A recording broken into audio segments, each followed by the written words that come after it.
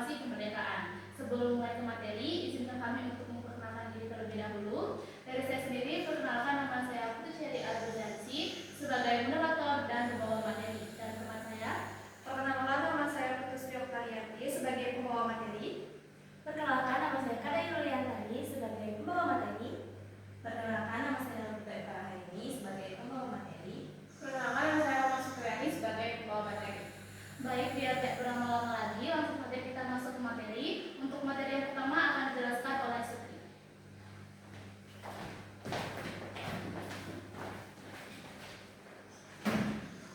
Jadi materi yang pertama yaitu sejarah BPUPKI. Seperti yang sudah kita pelajari terlebih dahulu, di mana Jepang itu sudah masuk ke Indonesia. Jepang mengaku sebagai saudara tua bangsa Indonesia dan disambut baik oleh masyarakat Indonesia. Nah, Jepang juga mencabut larangan pengibaran bendera merah putih dan menggunakan lagu Indonesia Raya untuk menarik simpati masyarakat Indonesia. Banyak hal yang sudah dilakukan Jepang di Indonesia. Lalu, pada tanggal 7 September 1945, Jepang mengumumkan akan memberikan kemerdekaan kepada Indonesia yang kita kenal dengan janji Koiso. Nah, untuk membantu Indonesia merdeka itu, Jepang membangun badan-badan seperti BPUPKI. BPUPKI adalah badan penyelidik usaha-usaha persiapan kemerdekaan Indonesia yang dalam bahasa Jepangnya disebut Dokuritsu Junbi Chosakai. Nah, tugas dari BPUPKI itu sendiri adalah menyelidiki dan mempersiapkan segala aspek terkait kemerdekaan Indonesia, termasuk merancang undang-undang dan merumuskan dasar negara. Berikut adalah profil BPUPKI, yang dimana BPUPKI itu diresmikan pada tanggal 29 April 1945 dan dibubarkan pada tanggal 7 Agustus 1945. BPUPKI diketuai oleh Regimen Videodiningrat dengan wakilnya Raden Panji Suroso dan Ichiban Masayosho, dengan jumlah anggota dari BPUPKI adalah 67 orang. Nah, BPUPKI itu mengadakan 2 kali sidang. Sidang pertama yaitu pada tanggal 29 Mei sampai 1 Juni 1945 yang dilakukan di Gedung Chow Sang-in yang sekarang itu Gedung Pancasila di Jalan Pejagan, Jakarta Pusat. Pada sidang pertama ini membahas mengenai rumusan dasar negara, di mana ada 3 tokoh negara yang memberikan pendapatnya atau mengemukakan rumusan dasar negara. Yang pertama yaitu pada tanggal 29 Mei 1945, Muhammad Yamin mengemukakan pendapatnya mengenai rumusan dasar negara, yaitu ada 5. Yang pertama yaitu ada perikebangsaan, perikemanusiaan, periketuhanan, perikerakyatan, dan kesejahteraan rakyat. Nah, selain usulan secara lisan, Muhammad Yamin juga memberikan usulan secara tertulis mengenai rancangan dasar negara, yaitu yang pertama ketuhanan yang Maha Esa, yang kedua yaitu kebangsaan persatuan Indonesia, yang ketiga rasa kemanusiaan yang adil dan beradab, yang keempat kerakyatan yang dipimpin oleh hikmat kebijaksanaan dalam permusyawaratan perwakilan, dan yang kelima keadilan sosial bagi seluruh rakyat Indonesia. Lalu yang kedua itu pada tanggal 31 Mei 1945, Supomo mengemukakan dasar negaranya, yaitu yang pertama ada persatuan, yang kedua kekeluargaan, yang ketiga keseimbangan lahir dan batin, yang keempat musyawarah, dan yang kelima keadilan sosial. Dan terakhir yaitu pada tanggal 1 Juni 1945, Soekarno mengemukakan rumusan dasar negaranya. Yang pertama yaitu ada kebangsaan Indonesia, yang kedua internasionalisme atau perikemanusiaan, yang ketiga mufakat atau demokrasi, yang keempat kesejahteraan sosial, dan yang kelima ketuhanan yang Maha Esa. Nah, rumusan dasar negara ini diberi nama oleh Soekarno, yaitu Pancasila atau 5 dasar. Nah, sidang pertama BPUPKI ini berakhir pada tanggal 1 Juni 1945, namun belum menemukan putusan akhir mengenai rumusan dasar negara. Oleh karena itu, dibangunlah atau dibentuklah panitia kecil yang berisi 9 orang yang disebut sebagai Panitia 9, yang dimana anggotanya adalah Soekarno, Muhammad Hatta, Muhammad Yamin, Ahmad Subarjo, A.A. Maramis, Abdul Kahar Musakir, Abdi Husno Cukroyusodo, Agus Salim, dan Wahid Hashim. Lalu akhirnya pada tanggal 22 Juni 1945, panitia 9 ini menghasilkan rumusan dasar negara yang disebut sebagai Piagam Jakarta. Isi dari Piagam Jakarta tersebut adalah yang pertama, ketuhanan dengan kewajiban menjalankan syariat Islam bagi penduduk-penduduknya. Yang kedua, dasar kemanusiaan yang adil dan beradab. Yang ketiga, persatuan Indonesia. Yang keempat, kerakyatan yang dipimpin oleh hikmat kebijaksanaan dalam permusyawaratan perwakilan. Dan yang kelima, mewujudkan suatu keadilan sosial bagi seluruh rakyat Indonesia. Nah, Piagam Jakarta ini melalui beberapa perubahan, terutama pada rumusan Pancasila, akhirnya dijadikan sebagai pembukaan Undang-Undang Dasar 1945. Sekian materi dari saya, akan dilanjutkan oleh teman saya.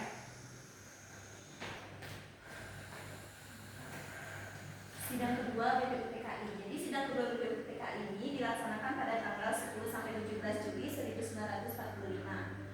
Sidang kedua BPUPKI ini membahas wilayah negara kesatuan Republik Indonesia, rancangan undang-undang dasar, ekonomi dan keuangan, pembelaan negara, dan pendidikan dan pengajaran.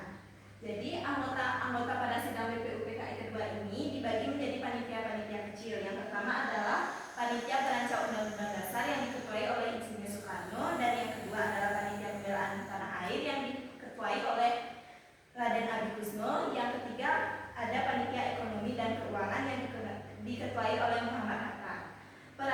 Panitia perancang undang-undang diketahui oleh Soekarno menyetujui bahwa pembukaan undang-undang dasar diambil dari Piagam Jakarta. Pada 14 Juli 1945, Soekarno melaporkan hasil kerja perancang undang-undang pada sidang kedua BPUPKI ini, yaitu yang pertama adalah pernyataan Indonesia Merdeka, yang kedua adalah pembukaan undang-undang dasar, yang ketiga adalah undang-undang dasar pada bagian batang tubuh. Setelah BPUPKI berhasil menyelesaikan tugasnya, maka pada tanggal 7 Agustus 1945 BPUPKI dinyatakan bubar.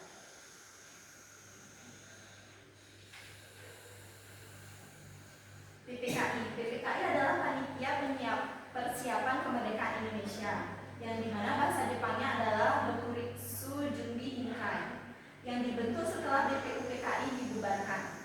Pada tanggal 7 Agustus 1945 PPKI ini dibentuk dan dibubarkan pada tanggal 29 Agustus 1945, yang diketuai oleh Insinyur Soekarno dan diwakili oleh Muhammad Hatta dengan anggota 21 orang dan 6 orang tanpa sepengetahuan Jepang. PPKI memiliki tugas utama untuk mempersiapkan kemerdekaan Indonesia. Yang pertama adalah sidang pertama PPKI. Sidang pertama PPKI yang dilaksanakan pada hari Sabtu 18 Agustus 1945, yang memiliki 3 pembahasan pokok. Yang pertama adalah menentukan dasar negara, yang kedua adalah pemilihan pemimpin negara dan wakil pemimpinnya, yang ketiga adalah membentuk komite nasional sebelum terbentuknya MPR dan DPR. Setelah Undang-Undang Dasar 1945 disahkan, kemudian Insinyur Soekarno dilantik menjadi presiden dan Muhammad Hatta menjadi wakil presidennya. Lalu komite nasional dirancang untuk membantu tugas keduanya sebelum terbentuknya lembaga tinggi negara. Hal yang diubah pada sidang pertama PPKI ini, yang pertama adalah penggunaan kata pembukaan menggantikan kata mukadimah.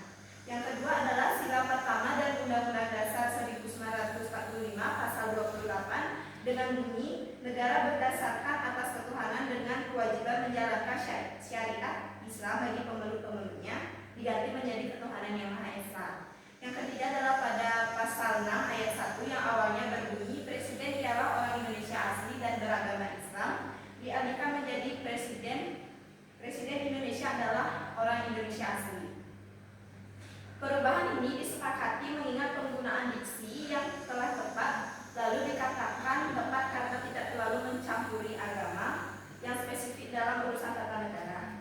Kalimat yang dihasilkan pun lebih singkat dan lebih mudah dimengerti. Setelah dirasa cukup, sidang pertama pun disudahi, namun masih ada pembahasan terkait kenegaraan yang belum dibahas. Karenanya sidang direncanakan untuk dilanjutkan dengan pembahasan yang berbeda. Selanjutnya akan dijelaskan oleh teman saya.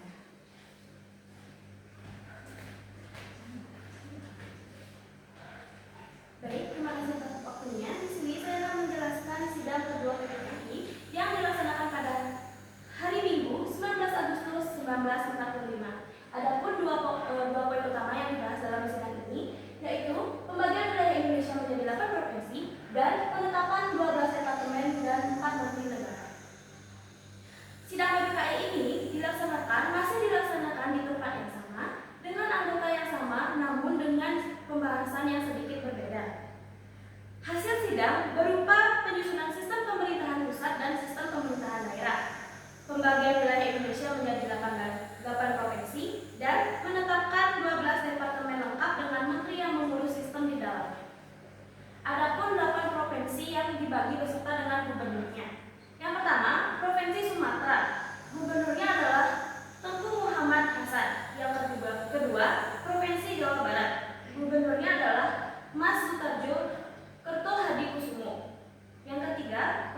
Jawa Tengah, gubernurnya adalah Raden Panji Subuso. Yang keempat, Provinsi Jawa Timur, gubernurnya adalah Aryo Sujo.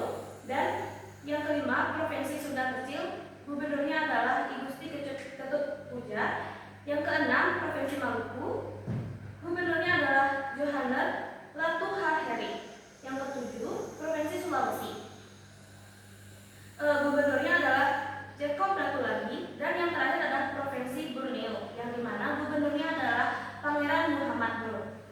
Dengan adanya hasil sidang tersebut, maka sistem pemerintahan negara bisa langsung berjalan. Apalagi proklamasi kemerdekaan telah digaungkan saat itu. Karenanya, pembagian provinsi menjadi salah satu gerbang sistem pemerintahan yang lebih terarah. Next. Selanjutnya ada sidang keempat PPKI yang dilaksanakan pada hari Rabu.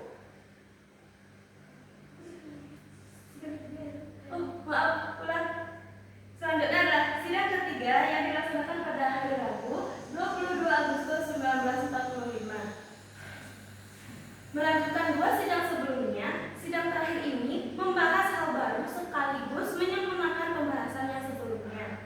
Sidang terakhir menghasilkan keputusan yang mutlak.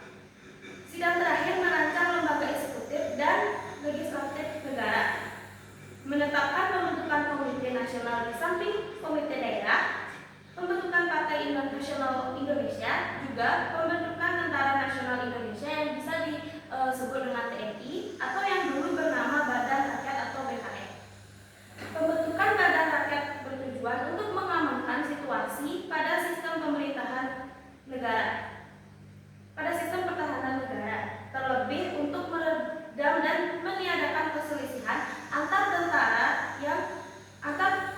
negara yang bertetangga dengan Indonesia. Anggota yang masuk pada Badan Keamanan Rakyat cukup beragam, mulai dari bekas anggota tentara Jepang yaitu Heigo, Pata, Kaigodan, Seinendan, dan bekas tentara lainnya. Terlebih ada pula rakyat Indonesia atau rakyat biasa yang ikut mendaftar menjadi anggota di dalamnya. Berikut adalah poin-poin utama yang dibahas: membentuk Komite Nasional Indonesia, membentuk Partai Nasional Indonesia, dan membentuk Badan Keamanan Rakyat. Sekian, selanjutnya akan dijelaskan pada komisi. Jadi untuk selanjutnya yaitu peristiwa Runas Depok. Jadi pada tanggal 15 Agustus 1945, berita kekalahan dan menyerahnya Jepang pada sekutu didengar oleh golongan muda. Kemudian golongan muda yang diwakilkan oleh Sultan Syahrir menyarankan kepada Insinyur Soekarno untuk segera memproklamasikan kemerdekaan Indonesia. Akan tetapi hal tersebut ditolak oleh Bung Karno. Ia berpendapat bahwa kemerdekaan Indonesia masih akan dibicarakan pada sidang PPKI pada 18 Agustus 1945. Karena penolakan usulan tersebut, pada malam hari tanggal 15 Agustus, para golongan muda seperti Soekarni, Yusuf Kunto, Syuracho Sinye, Sairo Saleh, dan lainnya mengadakan rapat di ruang laboratorium mikrobiologi di Pegangsaan Timur.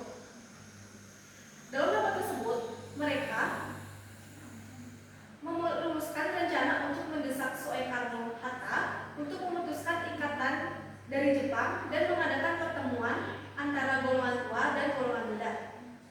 Kemudian, golongan muda mengutus Darwis dan Wicana untuk menyatakan keinginan golongan muda pada golongan tua. Tapi keinginan tersebut ditolak karena Bung Karno tidak ingin meninggalkan anggota PPKI lainnya. Mendengar penolakan tersebut, Wicana mengancam bahwa pada esok hari akan terjadi pertumpahan darah yang dahsyat dan pembunuhan secara besar-besaran, sehingga terjadi suasana tegang antara Bung Karno dan golongan muda yang disekat oleh Bung Hatta, Ahmad Subarjo, Bung Tara, dan Iwa Kusuma Sumantri. Perbedaan pendapat antara golongan tua dan golongan muda tersebut tidak membuat golongan muda menyerah, dan mereka kembali mengadakan rapat pada dini hari tanggal 16 Agustus 1945 di Asrama Baberti, Jalan Oikini 71, Jakarta. Hasil rapat tersebut memutuskan untuk membawa Bung Karno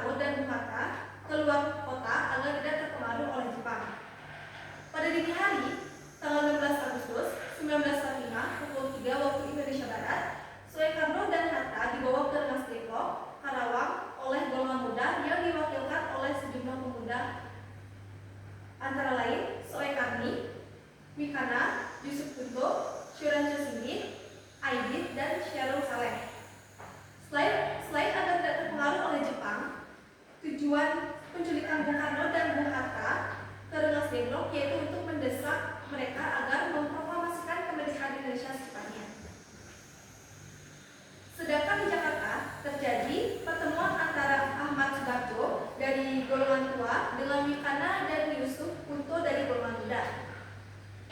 Setelah terjadi kesepakatan dengan memberi jaminan kepada para pemuda bahwa selama-lamanya esok hari tanggal 17 Agustus 1946, Soekarno-Hatta akan memproklamasikan kemerdekaan Indonesia pada pukul 16 sore. Ahmad Subarjo diantar Yusuf untuk menyebut Soekarno-Hatta di Rengas Dengklok. Setelah mendengar kesepakatan Sudan Susubeno, Komandan Kompi Tentara Peta di Rengas Dengklok memperbolehkan Soekarno-Hatta kembali ke Jakarta. Kemudian sekitar pukul 21, rombongan lalu meninggalkan Rengas Dengklok menuju Jakarta. Dan sekitar pukul 23, rombongan tiba di rumah kediaman Bung Karno di Jalan Pegangsaan Timur, nomor 56 Jakarta, untuk menurunkan Ibu Fatmawati, yaitu istri Bung Karno, yang ikut dibawa ke Rengas Dengklok. Dan pada malam itu juga, sekitar pukul 2 pagi, Bung Karno memimpin rapat PPKI di rumah Laksmana Tadasi, Jakarta. Rapat tersebut membahas tentang persiapan proklamasi kemerdekaan Indonesia. Rapat tersebut berlangsung sepanjang malam dan baru berakhir sekitar pukul 4 pagi menjelang sahur bulan Ramadan. Dalam rapat tersebut terjadi perumusan teks proklamasi kemerdekaan Indonesia. Naskah proklamasi tersebut dirumuskan oleh 3 orang, yaitu Bung Karno, Bung Hatta, dan Ahmad Subarjo. Dan yang menuliskan naskah proklamasi adalah Bung Karno. Kemudian, setelah selesai, Bung Karno membacakan teks tersebut dengan perlahan agar peserta rapat yang hadir bisa mendengarnya dengan baik. Kemudian, Bung Karno menyarankan agar naskah proklamasi tersebut ditandatangani oleh Bung Karno seluruh peserta rapat yang hadir. Tapi setelah diadakan musyawarah, disepakati bahwa naskah proklamasi hanya akan ditandatangani oleh Bung Karno dan Bung Hatta atas nama bangsa Indonesia. Kemudian naskah tulisan tangan Bung Karno diketik oleh saya sendiri. Baik, untuk selanjutnya akan dijelaskan oleh teman saya. Baik, jadi materi yang terakhir yaitu Hari Proklamasi Kemerdekaan 17 Agustus 1945. Teks proklamasi ini dimulai tanggal 17 Agustus 1945, yang dimana Indonesia resmi mengakui kemerdekaannya. Nah, ada juga beberapa peristiwa menuju kemerdekaan dan proklamasi kemerdekaan. Nah, peristiwa yang pertama yaitu ada pertemuan dengan Marsikal Terauchi. Pada tanggal 10 Agustus 1945, Soekarno, Hatta, dan Rajitman Widodiningrat diterbangkan ke Dalat, ke Vietnam, untuk bertemu dengan Marsikal Terauchi. Mereka memberitahu bahwa Jepang berada di ambang kekalahan dan akan segera memberikan kemerdekaan kepada Indonesia. Dan pada tanggal 12 Agustus 1945, Terauchi memberitahu kepada Soekarno, Hatta, dan Rajitman Widodiningrat bahwa Jepang akan segera memberikan kemerdekaan kepada Indonesia dan akan melaksanakan teks proklamasi dalam beberapa hari. Dan peristiwa yang kedua yaitu desakan dan peristiwa Rengas Dengklok. Nah, setelah mengetahui Jepang menyerah dengan sekutu, golongan muda menggebu-gebu ingin mempercepat proklamasi kemerdekaan. Namun di sini ada perbedaan pendapat antara golongan muda dan golongan tua, sehingga terjadilah peristiwa Rengas Dengklok pada tanggal 16 Agustus 1945. Dan peristiwa yang ketiga yaitu penyusunan teks proklamasi.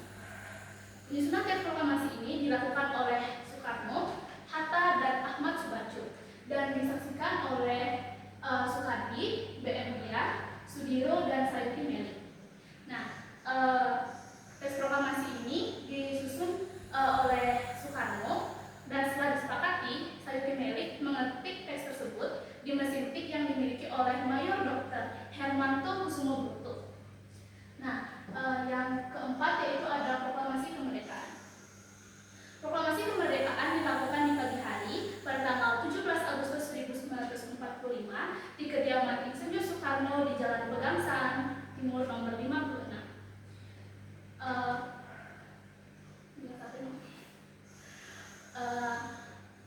Pada pukul 10 pagi, Soekarno membacakan teks proklamasi dan pidato singkatnya.